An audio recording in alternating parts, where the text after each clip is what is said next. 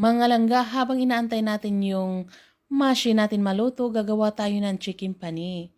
At naglagay na pala ako dito ng flour na may breadcrumbs. Pinaghalo ko yan mga langga para hindi masunog.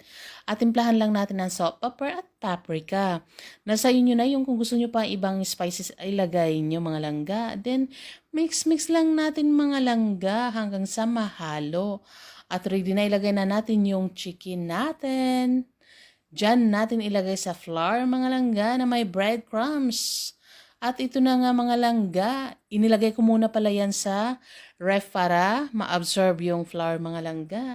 Then 5 minutes ready to fry na mga langga at ito na nga, preneto ko na mga langga at luto na. Pwede na to, lagay na natin sa tissue para ma-absorb uli yung oil niya mga langga.